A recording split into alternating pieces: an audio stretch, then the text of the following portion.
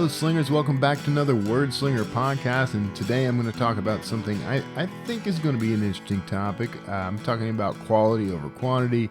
And I got reasons for this, so stick around and find out what they are.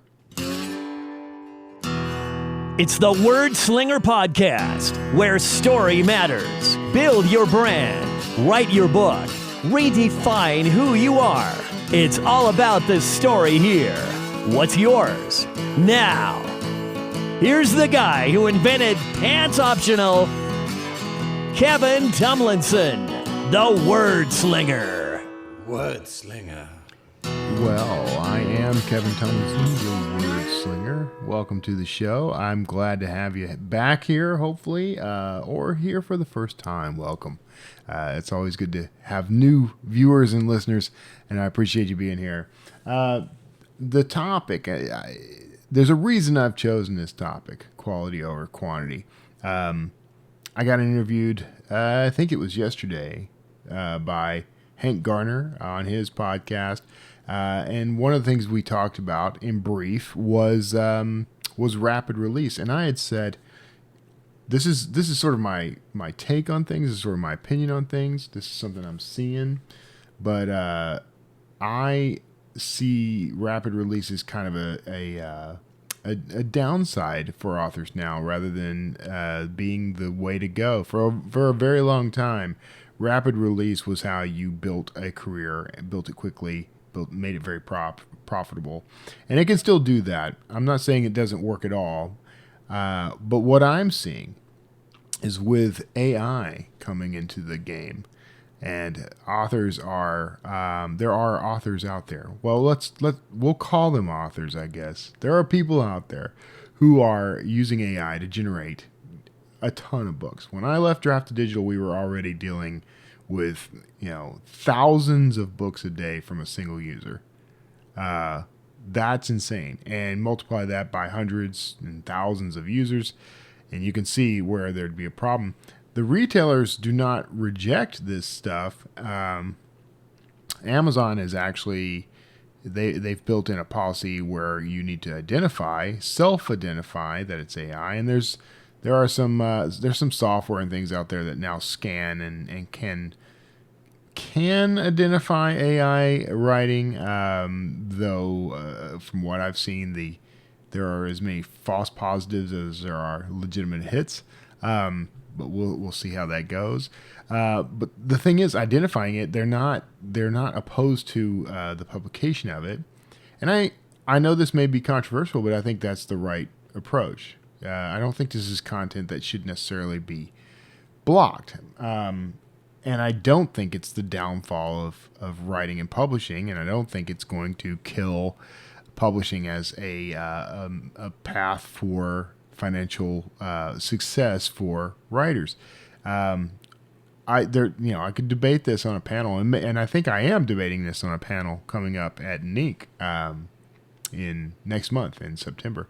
But I think I am. I remember there was mention of a panel in AI, and I'm pretty sure that's the way that's going. But where I am on this is, for the longest time, especially in my genre, rapid release was the way to go. That's the advice authors got. Write as quick as you can, publish as quick as you can.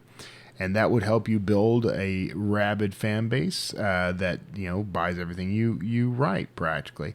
So it's been a proven way to build a writing career in the indie publishing space. But with AI kind of filling the void, like, there's no chance that I or anyone else. I mean, I've written a book in a day, and it was grueling and painful, and I never want to do it again. But I certainly couldn't do that every single day, and that's not even enough anymore. If you can have AI generate books, I'm going to use the term loosely, to the tune of hundreds or thousands a day,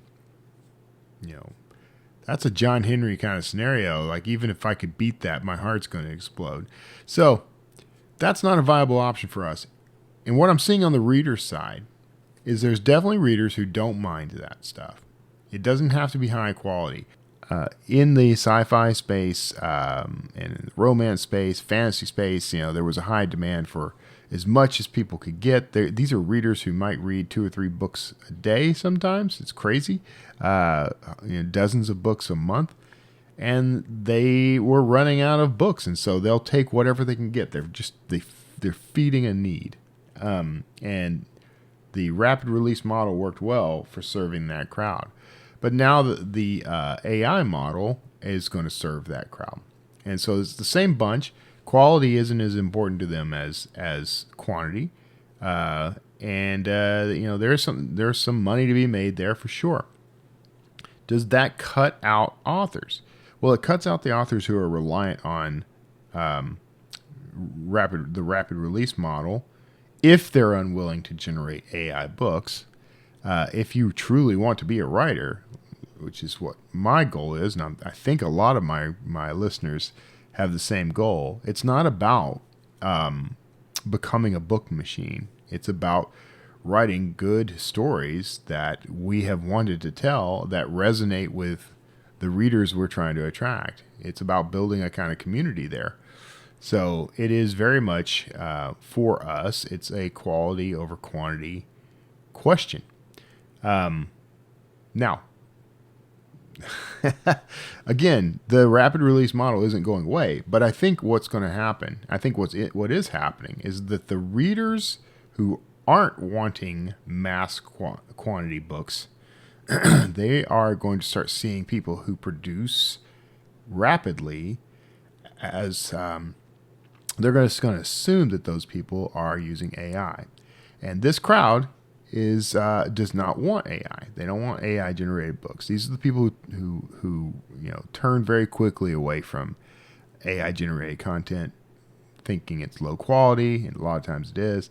They want to connect with the heart and soul of the writer, which I appreciate. So in that sense, rapid release starts to damage you in terms of reputation and audience engagement. To the point where there are authors, I thought of doing this, and I wish I had publicly done it first so that I could claim that I was the one who came up with the idea. But there's actually one writer who's trying to profit off of it by providing a certification, and you would pay to have your book certified as human written, 100% human written. Don't do that. I'm going to probably put on the descriptions of all my books that this is, that no AI, that this is a 100% human written book. No AI was involved in the writing of this book. Now, that's in the writing, and one thing I do use AI for in full disclosure, a couple of things. One, I use it as what I call a dumb writer's room. Meaning that I will use ChatGPT and I'll ask for some pitches on an idea, or I'll pitch an idea, and I want to go back and forth. In my experience, ChatGPT is awful as a writer's room. But what it has been very helpful for, useful for me, is it gives me, so I will say something like, give me a unique idea that's never been done before, or a twist that no one's expecting, and it will immediately give me the most obvious twists and the most obvious plots and some frankly terrible ideas. And then I'll say, well, that doesn't work, or I won't really say that. I'll say, well, what about this instead? And I've also noticed that AI is kind of a yes man, so it says, oh, that's an excellent idea, and then it will pitch some things back to me. These ideas are almost always terrible. And so what I do is use it to sort of bounce my ideas to kind of help me find the cliches. And I ask the what if questions. And over time, what I get is within myself a strong sense of what I want to do. A good example is this: I'm working on an outline, and I'll talk about that in a minute, because I'm a pantser. I'm known to be a pantser, but I'm doing this outline for a reason. I got a little stuck on the outline, so I started kind of, asking the AI to help me come up with an ending. I wanted a unique spin on the whole thing, and I said I want it to be unusual, unexpected, a twist, and it gave me effectively the ending of every similar book or movie that's ever been produced. And but it said like one thing, and this is what a good brainstorming partner or a writer's room is good for. If you've ever watched House or any television show where the protagonist is a genius but is stuck, Sherlock is another good one. And his left-hand man or his team or his girlfriend or somebody says some random thing that seems to have nothing to do with anything, and then the genius has an epiphany and comes up with a solution. That is the way the whole AI thing has been working for me when it comes to brainstorming in a writer's room. It'll say something that I just think is dumb or completely unconnected, but it triggers an idea for me, and then I run with it. That happened yesterday. I'm trying to come up with this an ending for the story that I'm putting into this outline.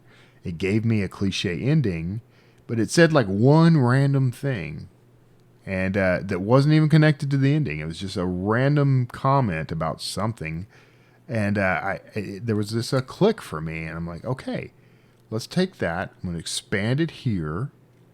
I'm going to take this part out. I'm going to add this part. I'm going to mash these two ideas together, and now I have a unique ending that I believe no one will see coming.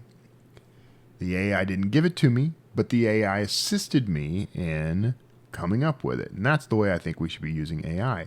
I use AI also as a research partner, a research assistant. Now, depending on what I'm doing, I mean, you will often have to vet and verify what it tells you.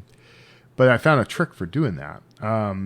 So I will say, for example, hey, just to use a recent example, I'll say, hey, I'm interested in some comparative mythology about cataclysms in mythology, history, and then comparisons with things in modern times, and I want that linked back to biblical stories. And it did an excellent job of that. A lot of the stuff I'd already heard of. Some of it I had heard of and had forgotten about, so it was a good reminder. Some of it I had not heard of, and so I needed to vet it.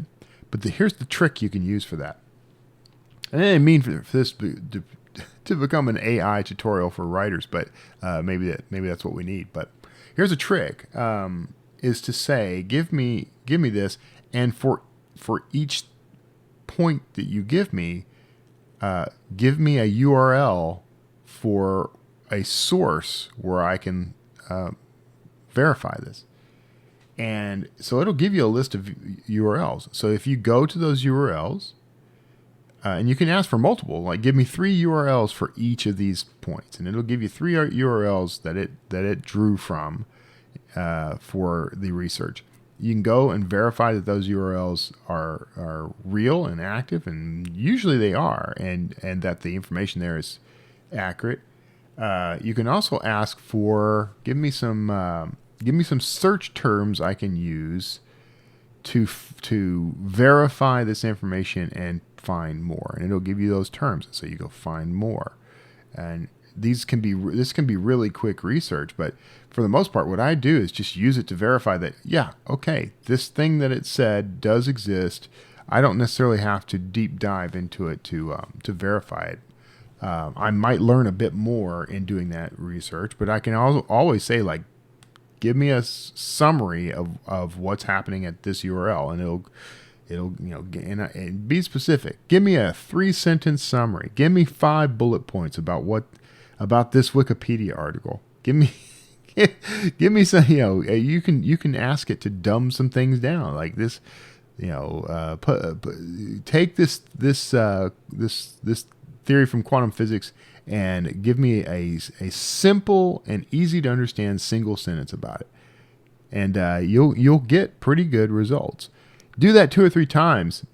Ask it to rephrase it again and again and again, and what you'll find is you'll be able to more easily spot the similarities and themes that help you understand it. Pro tip: so I do not use AI to write the books, but I have learned to use it as an amazing tool to help me write the books, plan the books, do the research, all of that.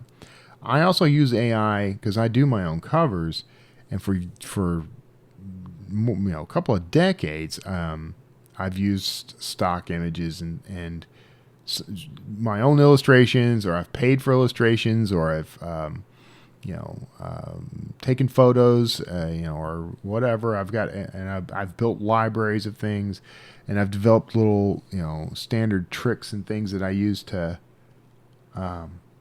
build the covers. And I do what I call kit bashing, which, if you've ever worked with like plastic models, like the people in the film and TV industry would use a whole bunch of different like models and random things they find on the street and in the garbage, and at resale shops and junkyards and things, to build, like, if you needed a starship. A good example actually is the lightsaber, the original lightsaber from Star Wars, the one that Luke Skywalker used. That was I believe the brand is Pinaflex, but it was a flash wand tube, I don't know, a flash attachment for a camera. It would attach to the side of the camera, or you could hold it up, and it had a flash on one end and a little trigger on it, and that was what they used for. They modified it slightly, but not a great deal, to be the lightsaber for Luke Skywalker, Anakin's original lightsaber in the movie. And that's a process that a lot of us refer to as kit bashing. So I would take elements of photos and drawings and digital illustrations and things, and I would kit bash my covers together. Well, AI, Midjourney specifically, has given me the resources to generate images that I can use for this same process that are more in line with what I'm looking for.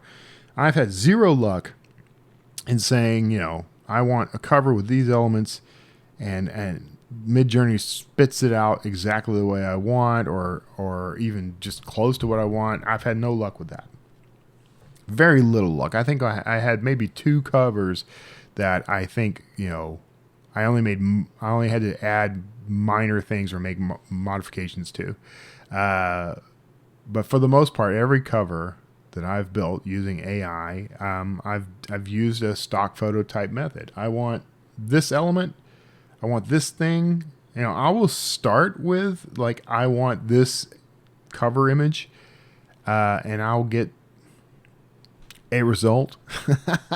But inevitably, it's like, okay, for some reason, instead of giving this guy a battle axe, it gave him a Stanley hammer from the hardware store, or whatever. So I generate a Viking battle axe, generate a stone with a rune on it, and okay, that rune looks terrible. Generate a rune that looks more like this, and I'll Photoshop all that stuff together. If you look at the Forgotten Rune, the cover for Forgotten Rune, I kit bashed that image from something like, there was probably 20, maybe even 30 different AI generated elements in that I put together. That is design. It's the same process that I and other designers have used for designing covers using stock photography and other images since the beginning. There's legitimately nothing wrong with that.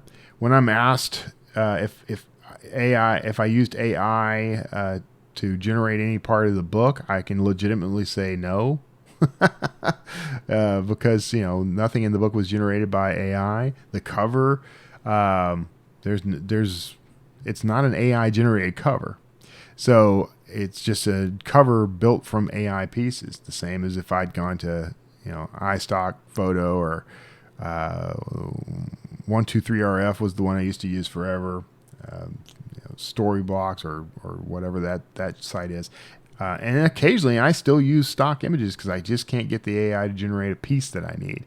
So those are the ways I think you legitimately use AI.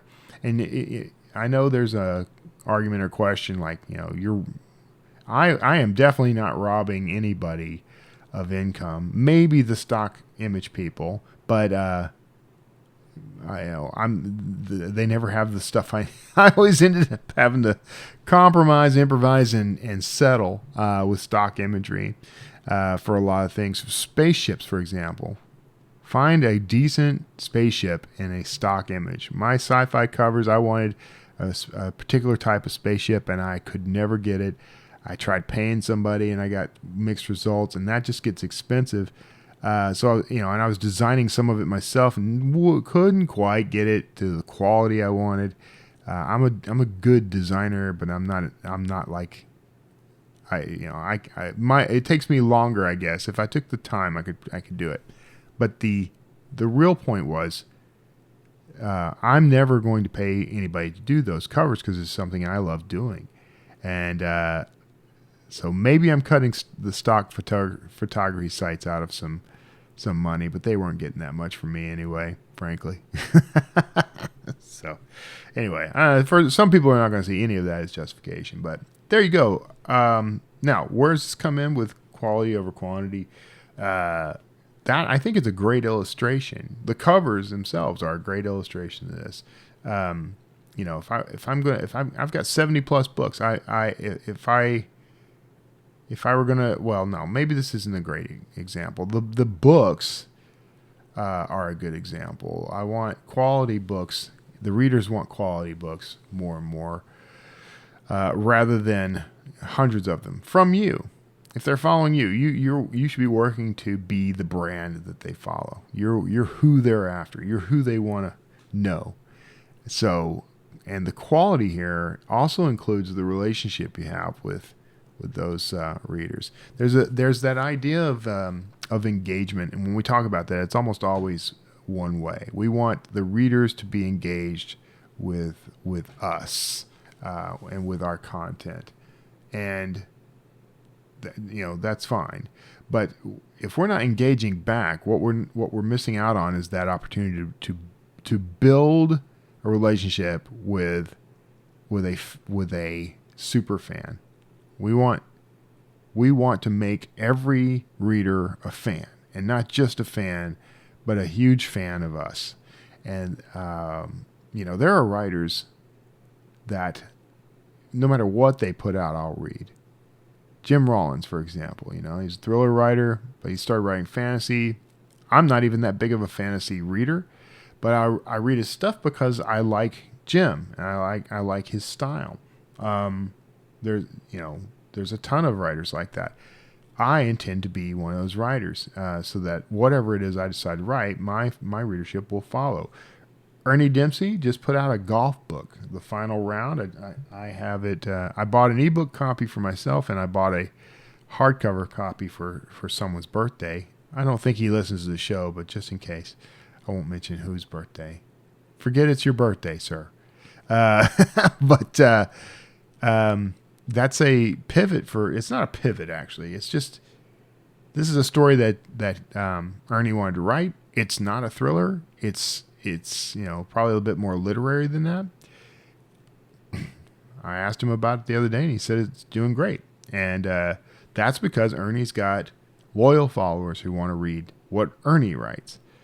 There are a lot of people who want to read the character that you created. They want to read the genre that you write in, and they don't want to see anything else. And I've gotten complaints from people when I've released something that was different from their expectations. And I had to learn how to let that go, because the point of my writing career is I am a writer. I am not a archaeological thriller writer. I am a novelist. I am not a thriller novelist. I used to call myself a speculative fiction writer, but nobody quite understood what that meant. And it got a little watered down. So I am just when you see me online, the title I have associated with my name everywhere is The Writer. That's who I am. I'm a writer, and I'm going to write the things that are meaningful to me. I consider my audience in that, but my audience is the group of readers who love what I write and will buy and read whatever I write. and everyone else is welcome, but they don't get to dictate what I do. So that's probably a good tack for you too. The quality over quantity thing is, we're in what I call the artisan era. I'm going to be doing a talk about this at NINC, Novelists Inc. There's a conference in, if you're not familiar, there's a conference just outside of Tampa, St. Pete's Beach. It happens every year. This is my first year attending as just Kevin Tomlinson writer, Kevin Tomlinson author. They've invited me to do three talks and a panel and some beachside thing that I'm doing. So a lot more work actually than every other time I've been to NINC. But the people are wonderful there. It's a bunch of successful writers. I'm honored to be part of that community. And I'm talking about one of my topics is the Artisan Age, and a big chunk of that is this pivot from pivot back to readers and others, consumers of media of all types. They're wanting much more analog stuff now.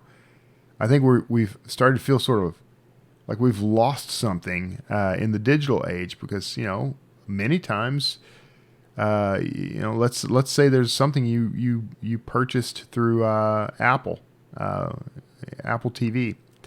If they lose the rights to that, they're required to remove it from their servers. So if you didn't download it and store it somewhere, which who does, then you lose it, even though you paid for it. So, you don't own anything anymore. But there's a movement now. I walked into Target.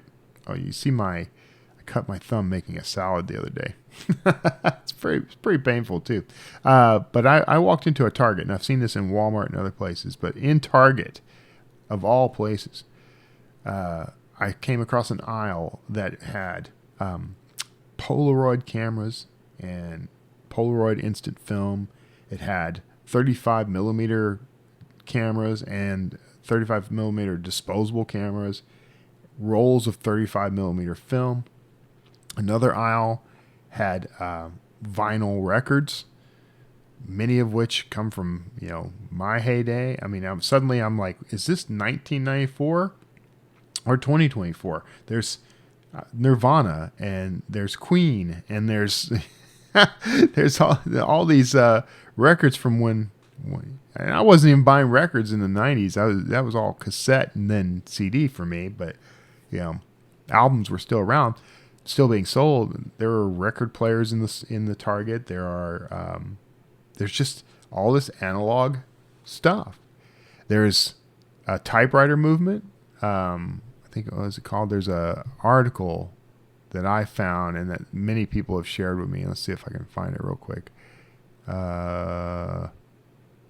So I'm not seeing it.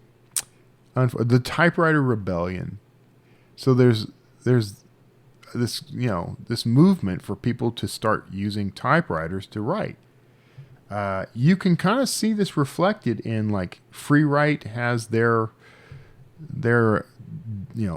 digital typewriter, which I'm just gonna be honest with you, I love it, but I think it's wildly overpriced. But there's a whole movement toward that sort of thing. Physical typewriters. If you look behind me, you can see. Let's see if I can make my fingers go in the right direction. Like there's a typewriter. There's a typewriter. That's just 2 of my collection. I've got like 4 more floating around in the house. One of them is an old Underwood typewriter. It was my favorite. But this movement, like I came up. Some of my first stuff was written on a typewriter. But now you've got, high school and college kids taking typewriters to Starbucks. There's these things. It's almost like therapy where they have like a whole group of people come in. There's a typewriter shop. Everybody gets to sit down and make as much noise as possible. And it's cathartic and therapeutic. And there are people who are writing on typewriters again. And so there's this move towards analog, or back to analog. And that's part of this Artisan Age idea. And that's also about quality. It's about more than quality. It's about a subset of quality, which is experience. That's what people are after now. That's what we lack in our current age of everything being sort of digital, non-physical. Our music, and our books and our movies, everything is stored in the cloud, but it can vanish. It's vapor. So having a physical experience. So as a writer, as a creator, if you're a YouTuber, a filmmaker, if whatever it is that you're creating, if you keep this in mind, how do you engage your readers, your audience, with an experience? And part of that can be, here's a nice, soft, easy example. When you get an email or someone tags you on social media about your work, positive or negative, respond to them in the most, positive, affirming way you can. If they're criticizing you for something, maybe you consider whether they have a legitimate complaint, and you can say, well, I really appreciate that.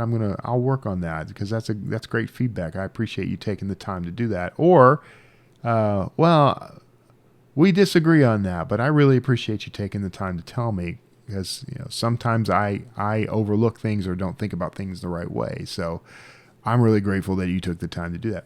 Those emails and responses to your audience, a lot of times, man, people are just begging for some means of connection. They just want to know you. And so that's an experience. I've had plenty of readers respond to me and say, I never expected to get an email from you. So, thank you for that. So that's one path. But so what you want to pay attention to in terms of quality is also quality of relationships. That's what's going to connect you better with a group of rabid fans, people who are willing to support you no matter what you try. And that's where you're going to experience both joy and success because, I don't want to be limited as a creator. I don't want anyone telling me, you're only allowed to write Dan Kotler books. Or Alex Kane books. Like sometimes I want to write an evergreen book. Sometimes I want to write a Sawyer Jackson or a Citadel or, something else entirely. And if I can't do that, I won't be happy. But if I do that and knowing that, well, it's going to flop because no one I serve currently wants to have anything to do with that, that makes it much more difficult. So, that quality of relationship means that people will give you a chance. They'll give you a shot. I've never read a golf book by Ernest Dempsey, but I love Ernie, so I'm going to give that a shot. And that's how you get past the limitations that can come to you as part of this career. Anyway, that was maybe a long way around, but I think the AI discussion is interesting. Of course, that's an ongoing topic, probably controversial to a lot of you. But if you want, leave me a comment, and I'll be happy to field some things. Try not to get too offensive with me. I understand that there's some serious big feelings that happen around this stuff, but I don't see AI. This isn't. Terminator. We're not headed for Judgment Day here when it comes to AI. That's my belief. Maybe it'd have to be vastly different than what it is now. It's not AI as we know it now is no danger to anybody, and it's not going to rob writers of income or whatever. What it means is if we step back and approach our career in a different way, we can serve a different niche. Look at Joanna Pence. I don't have the book. I don't have the book within arm's reach, but Joanna Penn, I backed her Kickstarter for Spear of Destiny, and she has sent out those books. She sent me a signed hardcover. It's got a gorgeous, it's got a foil lettering on the cover. It's got this, when you open the cover, I don't know what you call the page and the cover inside. It's nice decorative. It's got, a cloth bookmark. There's color photos in there. I mean, it's a stunning book, and that is a quality experience. That's a limited edition version of that book that I could only get as a backer of that Kickstarter. She may be selling them now, but at the time, that's the only way you could get that. I want to support Joe because I love her and what she's doing, but I'm also thrilled that I get to have this experience with a book, and as a creator, I get to consider like maybe this is something I can do, and readers will support you in this stuff. There's ways to do this where it doesn't cost you an arm and a leg, where the quality of it is what will resonate with the people who love you and follow you. So be thinking like that, man. That's the new paradigm of this industry. I firmly believe it. Not just this industry, but the creative world in general. All things. Experience is the commodity now. We've gone from the industrial age, we've gone through the digital age, the information age. We are in the experience age now. We are in where the commodity is, perspective. We're in the perspective commodity age.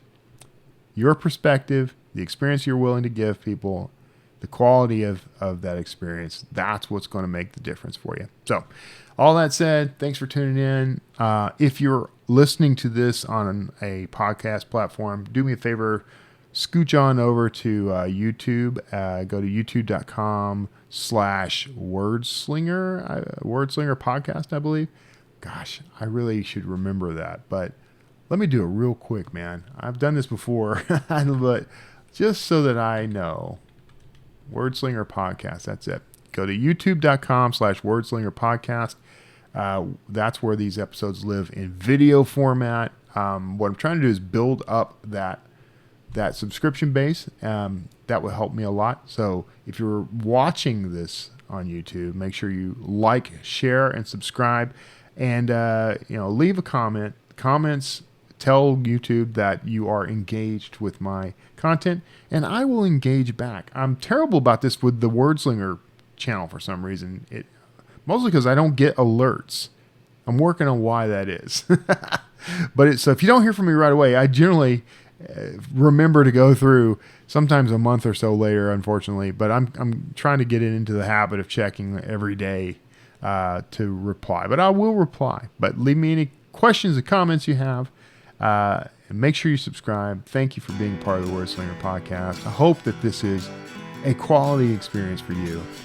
And share some of your own quality experiences, the things you're doing for others or the things you're experiencing from others. I'd love to hear it. So thanks again, and I'll see you all next time. Wordslinger.